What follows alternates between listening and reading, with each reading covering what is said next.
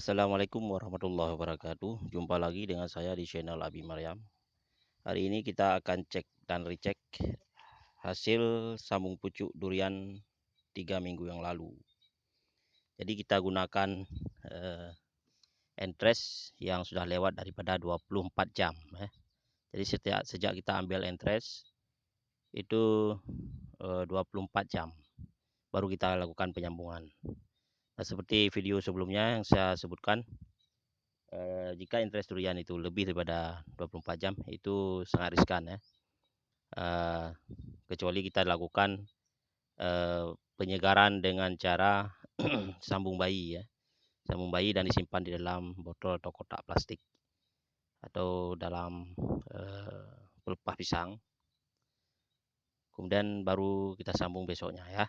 Tapi tanpa pelakuan apapun itu sangat riskan ya, sangat berisiko ya. Sangat berisiko. Jadi seperti saya sebutkan di video yang lalu bahwa kesegaran entres sangat penting, didukung juga oleh batang bawah yang sehat. Hari ini kita akan cek dari sekian banyak yang kita lakukan penyambungan. Nah, bisa dilihat di sini. Saya akan menunjukkan ya. Ini masih kritis nih, tapi tampaknya ini juga sudah bagus nih. Yang kita pindahin dulu plastik-plastiknya, sungkup-sungkupnya biar lebih jelas ya. Ini kita hitung 1, 2, 3, 4, 5, 6, 7, 8, 9 batang tidak tumbuh. Yang tumbuh cuma 4 batang. Berarti total semua 9 tambah 4, 13. Jadi berapa persen itu yang tumbuh ya. Jadi kita cek satu persatu seperti ini misalnya kan. Ini saya cabut. Oke, saya cabut. Nah, ini tidak berhasil tumbuh.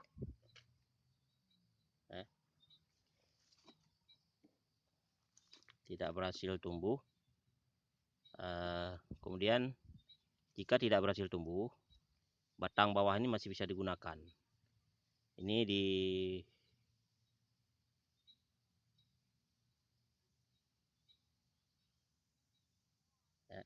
masih bisa digunakan. Ini dibuka plastiknya. Plastiknya dibuka. Nah, ini dipotong. Yang tidak tumbuh ini dipotong aja. Dibuang aja.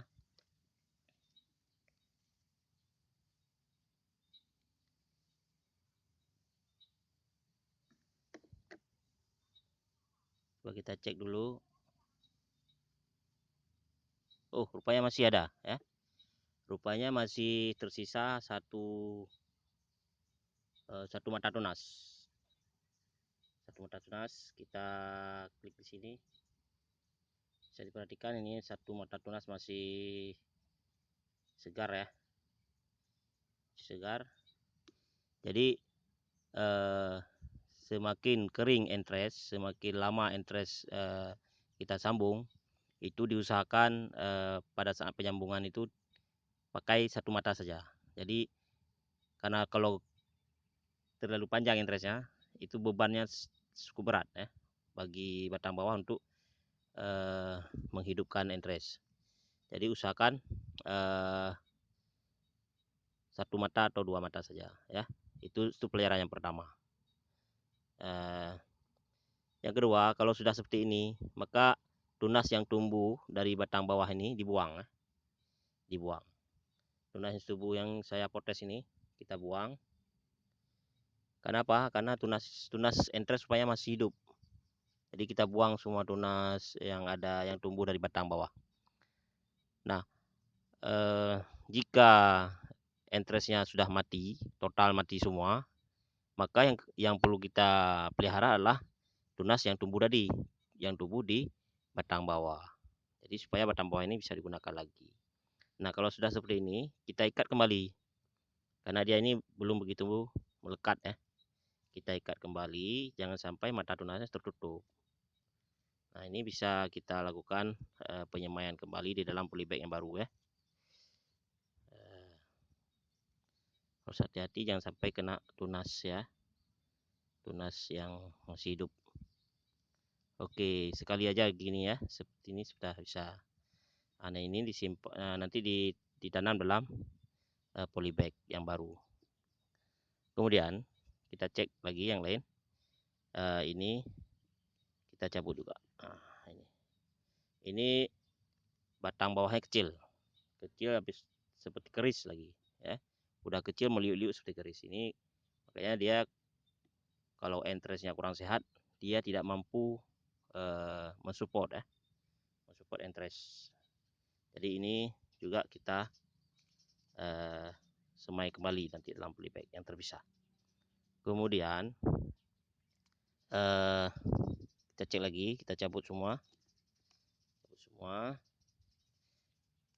Bisa juga kita cabut yang sudah hidup, tapi lebih baik yang karena ini kita perlu juga kita pisahkan karena untuk memudahkan kita melakukan penyambungan nantinya.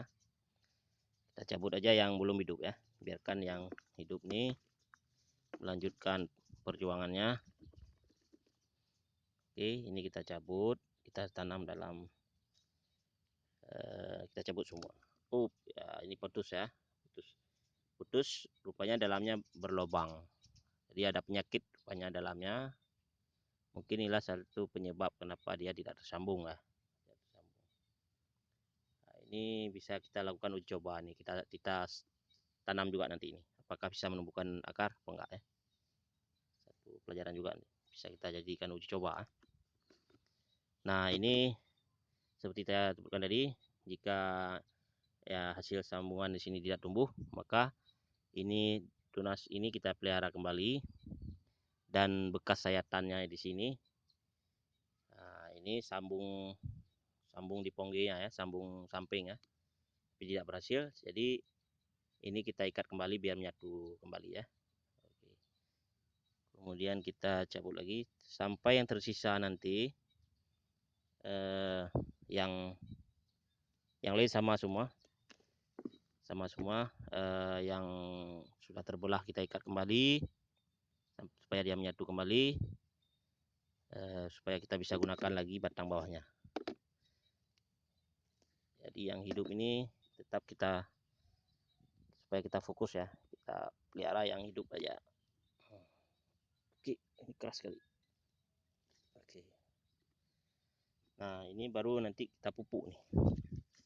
Kita berikan sedikit pupuk organik ya, supaya lebih sehat lagi ya. Ini biji-biji yang sudah berjamur-jamur seperti ini sebaiknya dibuang. Buang saja.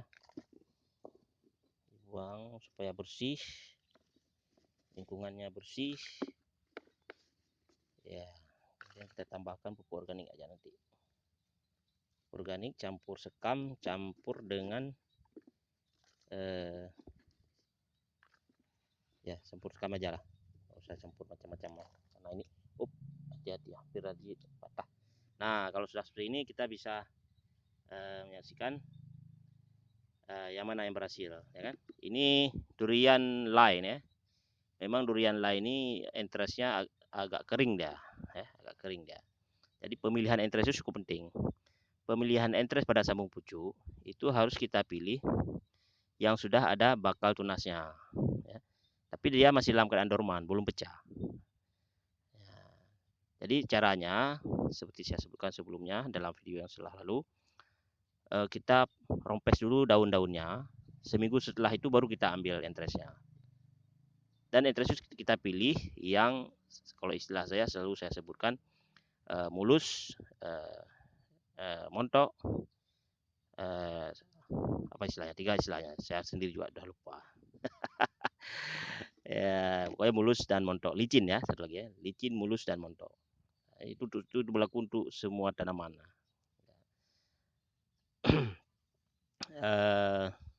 Itu untuk durian, kalau kita perhatikan itu 3 hal itu, ini insya Allah bisa tumbuh, bisa berhasil. Ini entres yang kritis saja bisa bisa tersambung, apalagi entres yang sehat ya. insyaallah bisa tumbuh dengan baik. Kemudian ada juga yang ini sudah berjamur ya, berjamur karena ini batang bawahnya nggak sehat nih, batang bawahnya. Jadi dia nggak sanggup, jangankan untuk membantu entres untuk tumbuh, dia sendiri sudah sekarat ya. Jadi buat teman-teman usahakan pilih entres yang sehat. Ini saya sehat ya, diperhatikan di dalamnya seperti ini ya. Memang betul-betul dia dalam keadaan kondisi kurang sehat. Kuning ya, menguning. Tidak segar lagi. Nah, dia kalau segar dia hijau, warnanya hijau ya. Hijau kalau kita belah di sini. Ini kita buang aja. Kita pilih entres-entres yang sehat. Kemudian kita lihat dulu contohnya ini ya. Ini seperti ini ya. Ini malah sudah keriput ya. Ini sudah keriput. Nah, ini bisa diperhatikan nih sudah keriput ya. Ini sudah keriput ini. Ini sudah tidak bisa dipakai lagi ini. Ya kan? Nah, karena kita kemarin melakukan teknik penyambungan pada pongge ya, pada kaki gajah kalau kami sebut di sini, atau pada hipokotil ya. Jadi tidak ada pilihan lain, kalau entresnya tidak tersambung ya hipokotilnya tidak bisa dipakai lagi, kecuali kita sambungkan lagi kalau dia masih sehat. Tapi untuk kita pelihara tidak bisa lagi karena dia sudah tidak punya tunas lagi. Oleh karena itu kelebihan penyambungan pada batang durian bukan pada hipokotil itu bisa kita gunakan lagi jika terjadi kegagalan. Nah, jadi ada kelebihan dan kelemahan. Misalnya seperti ini. Nah, seperti ini. Jadi bisa kita gunakan lagi batang dua ini. Nah, batang dua lagi ini kita semai dalam polybag. Nanti begitu dia sudah sehat bisa kita lakukan penyambungan lagi atau bisa kita lakukan sistem okulasi. Kalau cara okulasi kalau batangnya sudah sebesar lebih besar ukuran berapa ya kira-kira ya, sebesar pensil lebih kecil sedikit bisa lakukan okulasi ya. Oke, demikian dulu cek sambung pucuk yang kita lakukan pada entres yang kurang sehat. Jadi seperti pada video saya sebelumnya, pada video sambung bayi tabung itu untuk membantu entres yang kita bawa dari jauh ya. Jadi supaya untuk menjaga kesegaran entres itu lebih daripada 1 minggu atau 2 minggu ya. Jadi kalau kita tidak melakukan penyambungan itu tidak akan mustahil bisa tersambung ya, tapi kalau 1 hari masih bisa lah ya. Ini bukti bahwa entres durian yang lebih daripada 24 jam itu sudah mengalami penurunan daya tumbuhnya. Mungkin itu dari pengalaman saya, mungkin ada pengalaman dari teman-teman yang lain bisa melakukan share juga di grup kita di sini sama-sama supaya bisa jadi pembahasannya lebih mendalam lagi ya. Demikian dulu share yang bisa saya bagikan pada hari ini. Kebetulan saya juga mau ke sawah nih, udah mau tanam padi. Jadi sekian dulu. Assalamualaikum warahmatullahi wabarakatuh.